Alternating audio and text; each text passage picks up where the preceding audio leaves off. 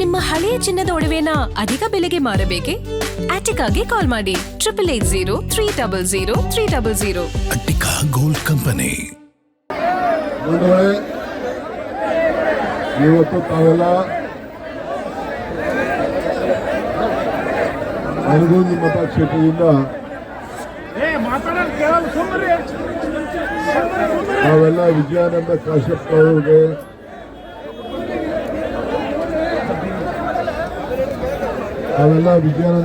ಅವರಿಗೆ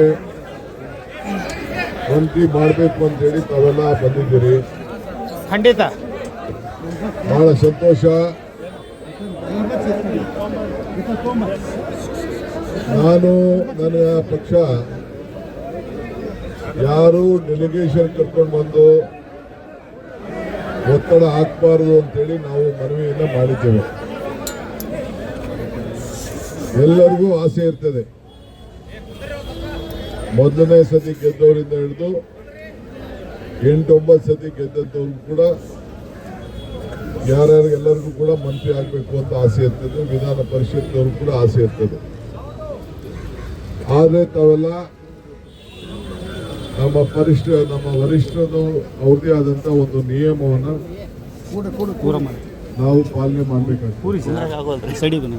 ನನಗೆ ಕಾಶ್ಯಪ್ನವರು ಬಹಳ ಚೆನ್ನಾಗಿ ಆತ್ಮೀಯ ಪರಿಚಯರು, ನನ್ನ ಸ್ನೇಹಿತರು.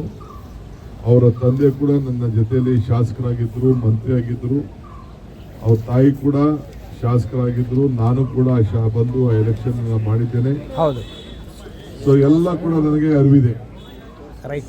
ಆದರೆ ಪಕ್ಷ ಯಾವ ನಿಯಮಗಳನ್ನು ಇಟ್ಟು ತೀರ್ಮಾನ ಮಾಡ್ತಾರೆ ಅನ್ನೋದು ಇನ್ನು ನನಗೆ ಗೊತ್ತಿಲ್ಲ.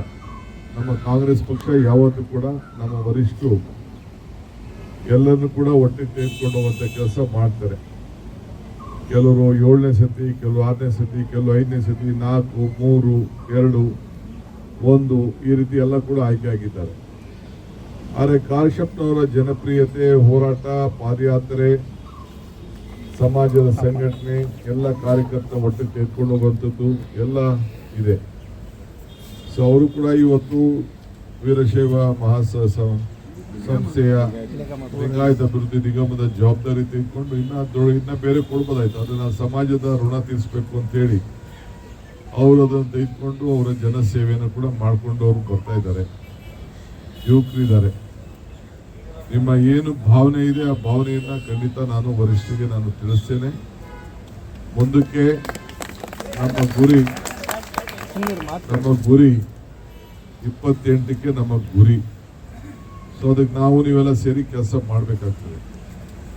140 ಜನಕ್ಕೂ ಕೂಡ ಮುಖ್ಯಮಂತ್ರಿ ಆಗಬೇಕು ಅಂತ ಆಸೆ ಇರ್ತದೆ.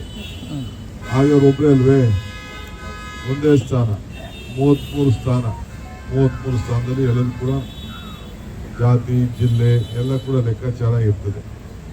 ಸೊ ಅದ್ರ ಮೇಲೆ ನಮ್ಮ ವರಿಷ್ಠರು ತೀರ್ಮಾನ ಮಾಡ್ತಾರೆ. ಆದ್ರೆ ನಿಮ್ಮ ಭಾವನೆಯನ್ನು ಖಂಡಿತ ನಾನು ತಿಳಿಸ್ತೇನೆ. ನಾನು ಕೂಡ ಬಹಳ ಚಿಕ್ಕ ವಯಸ್ಸಲ್ಲೇ ಮಂತ್ರಿ ಆದವನು. ನನಗೂ ಕೂಡ ಯುವಕರಿಗೆ ಸಹಾಯ ಮಾಡಬೇಕು ಅನ್ನೋದು ನನಗೂ ಕೂಡ ಅಭಿಲಾಷೆ ಇದೆ. ಹೊಸ ಮುಖಗಳಿಗೆ ಆದರೆ ಪಕ್ಷ ಏನು ತೀರ್ಮಾನ ಮಾಡ್ತದೆ ಅದಕ್ಕೆ ನಾವು ಒಪ್ಪಿ ನಾವು ಕೆಲಸವನ್ನು ಮಾಡಬೇಕು ತಾಳ್ಮೆಯಿಂದ. ಈಗ ಅದ್ರ ಜೊತೆಗೆ ನಿಮ್ಮಲ್ಲಿ ದೊಡ್ಡ ನೀರಾವರಿ ಯೋಜನೆ ಕೂಡ ತಾವೆಲ್ಲ ಹಿಂದೆ ಮಾಡಿಸಿದ್ರಿ. ಇಡೀ ದೇಶಕ್ಕೆ ಮಾದರಿ ಆದಂಥ ಒಂದು ಸಂಸ್ಥೆ. ನಿಮ್ಮ ಬ್ಲಾಕ್ ಕಾಂಗ್ರೆಸ್ ಅಧ್ಯಕ್ಷರು ಕೂಡ ನನಗೆ ನೀರಾವರಿಯ ಸಮಸ್ಯೆ ಬಗ್ಗೆ ಮಧ್ಯಪ್ರದೇಶ ಮಾಡಲ್ ಮಾಡಬೇಕು, ಸ್ಪ್ರಿಂಕ್ಲರ್ಗಿಂತ ತೊಂದರೆ ಆಗ್ತದೆ ಅನ್ನೋ ಒಂದು ಅರ್ಜಿ ಕೊಟ್ಟಿದ್ದಾರೆ. ಇನ್ನು 2-3 ಅರ್ಜಿಯನ್ನು ನಮ್ಮ ರೈತರ ಬದುಕಿಗೋಸ್ಕರ ಏನಾಗಬೇಕು ಅಂತ ಸಮಸ್ಯೆಯನ್ನು ಅವರು ಕೂಡ ಆಲಿಸಿದ್ದಾರೆ. ನನಗೆ ರಾತ್ರಿ ಕಾಶ್ಯಪ್ ವಿಜಯನಂದ್ ತಿಳಿಸಿದಾಗ ಬೇಡ ಯಾರು ಬರೋದು ಅಂತ ಹೇಳಿದೆ. ಇಲ್ಲ ಹೊರಟು ಬಿಟ್ಟಿದ್ದಾರೆ ಅಂತ ಹೇಳಿದ್ರು. ಖರ್ಗೆ ಸಾಹೇಬರು ಮನೇಲಿ ಕಾಯ್ತಾ ಇದ್ದಾರೆ. ದೇವನಹಳ್ಳಿಗೆ ಹೋಗಿ ನಾವು ಒಂದು ಅಂಬೇಡ್ಕರ್ ಪುತ್ಥಳಿಯನ್ನು ಉದ್ಘಾಟನೆ ಮಾಡೋಂಥ ಕಾರ್ಯಕ್ರಮ ಇವತ್ತು ಇದೆ. ಸೊ ಅವ್ರನ್ನ ವೆಯ್ಟ್ ಮಾಡೋದು ಸರಿ ಇಲ್ಲ ಅಂತ ಹೇಳಿದೆ. ಆದರೂ ಇಲ್ಲ ಬಂದ್ಬಿಟ್ಟಿದ್ದಾರೆ ಅಂತ ಹೇಳಿದ್ರು. ಖರ್ಗೆ ಸಾಹೇಬರು ನನ್ನ ಬೈಕೊಂಡು ಕೂತಿರ್ತಾರೆ. ದಯವಿಟ್ಟು ತಾವೆಲ್ಲ, ಯಾಕೆಂದರೆ AICC ಅಧ್ಯಕ್ಷನ ನಾನು ಕಾಯಿಸೋದು ನನಗೂ ಒಳ್ಳೆಯದಲ್ಲ. ಅವ್ರಿಗೆ ಅವರು ಗೌರವ ಏನು ಕೊಡಬೇಕು, ಇಡೀ ದೇಶದಲ್ಲೇ ಅವ್ರಿಗೆ ಗೌರವನ ಕೊಡೋ ಸ್ಥಾನದಲ್ಲಿ ಇವತ್ತು ಇದ್ದಾರೆ.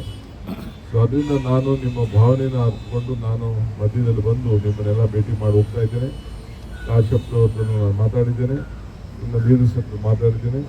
ನಿಮಗೆಲ್ಲ ಒಳ್ಳೆಯದಾಗಲಿ. ಎಲ್ಲ ಒಗ್ಗಟ್ಟಿನಿಂದ ತಾವೆಲ್ಲ ಇಡೀ ಜಿಲ್ಲೆಯಲ್ಲಿ ನಿಮ್ಮ ಸಮಾಜ ಎಲ್ಲ ಸಮಾಜನ ಒಟ್ಟಿಗೆ ಇಟ್ಕೊಂಡೋಗಿ ಕೆಲಸವನ್ನು ಮಾಡ್ಕೊಂಡು ಹೋಗಿ. ನಿಮ್ಮ ಅಭಿಪ್ರಾಯ ನಾನು ನಮ್ಮ ಪಕ್ಷಕ್ಕೆ ನಾನು ತಿಳಿಸ್ತೇನೆ. ನನಗೂ ಕೂಡ ಯುವಕರಿಗೆ ಒಳ್ಳೆಯದಾಗಲಿ ಅನ್ನೋದು ನನಗೆ ಚಿಂತನೆ ಇದೆ. ಈ ವಿಚಾರವನ್ನು ತಿಳಿಸಿ ನಮ್ಮೆಲ್ಲರೂ ಕೂಡ ತಾವೆಲ್ಲ ಬಂದಿದ್ದೀರಿ. ದಯವಿಟ್ಟು ಇನ್ಯಾವ ಡೆಲಿಗೇಷನು ಬರಬಾರ್ದು ಅಂತ ನಾನು ಮನವಿ ಮಾಡ್ಕೊಳ್ತೇನೆ. ಎಲ್ಲರಿಗೂ ನಮಸ್ಕಾರ.